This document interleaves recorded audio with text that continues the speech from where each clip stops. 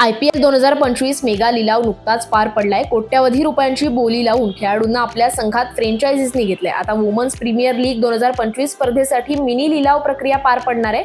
Women's premier league स्पर्धेत 5 संघ खेळतात. तसेच प्रत्येक संघात 6 विदेशी खेळाडूंसह 18 खेळाडूंची परवानगी आहे आणि सर्व संघांना 15 कोटींची रक्कम ठरवली गेली आहे.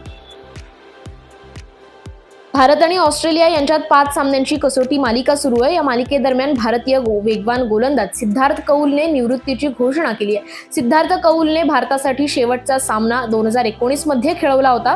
तेव्हापासून सिद्धार्थ कौल टीम इंडियात जागा मिळवण्यासाठी प्रयत्नशील आहे. आता सिद्धार्थने सोशल मीडियावर पोस्ट करत निवृत्तीची घोषणा केली आहे. अंडर 19 आशिया कप 2024 स्पर्धेला आजपासून सुरुवात होते. या स्पर्धेचं आयोजन हे UAE मध्ये करण्यात आलंय. स्पर्धेत एकूण 15 सामने खेळवण्यात येणार आहेत. स्पर्धेतील अंतिम सामना हा 8 डिसेंबरला होणार आहे आणि हे सामने दुबई आणि शारजाह येथे आयोजित करण्यात आले. स्पर्धेत एकूण 8 संघ सहभागी होणार असून या 8 संघांना 2 गटात 4-4 नुसार विभागण्यात आलंय. तारांकित बॅडमिंटनपटू PV सिंधूने इरा शर्माला 3 गेमपर्यंत चाललेल्या सामन्यात नव्वद सय्यद मोदी आंतरराष्ट्रीय बॅडमिंटन स्पर्धेच्या महिला एकेरीच्या उपांत्यपूर्व फेरीत स्थान मिळवलंय.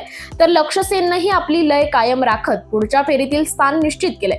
सिंधूने दुसऱ्या फेरीतील सामन्यात इरावर 21-10, 12-21, 21-15 असा विजय मिळवलाय. तर पुरुष एकेरीत अग्रनामांकित लक्ष्य सेनने इस्रायलच्या दानिल डुबोवेकोवर 21-14, 21-13 असा विजय नोंदवलाय.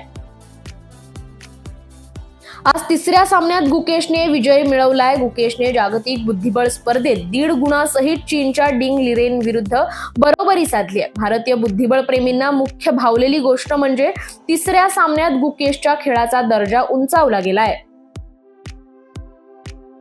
विजय मलिक आणि आशिष नरवालच्या खोलवर चढायांना बचाव फळीकडून मिळालेल्या पूरक साथीमुळे प्रो कबड्डी लीग मध्ये गुरुवारी तेलुगू टायटन्सने युमुंबाचा 41-35 असा 6 गुणांनी पराभव केलाय.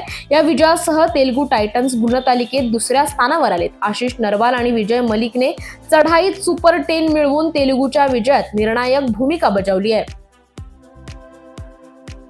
भारतीय खो खो महासंघ पहिल्या विश्वचषक स्पर्धेचं आयोजन करण्यासाठी सज्ज झालाय. खो खोचे खेळाडू जागतिक स्पर्धेसाठी तयारी करतायत. खेळात आपलं नाव कमावणारा सचिन भार्गव देखील या स्पर्धेत खेळण्यासाठी उत्सुक आहे.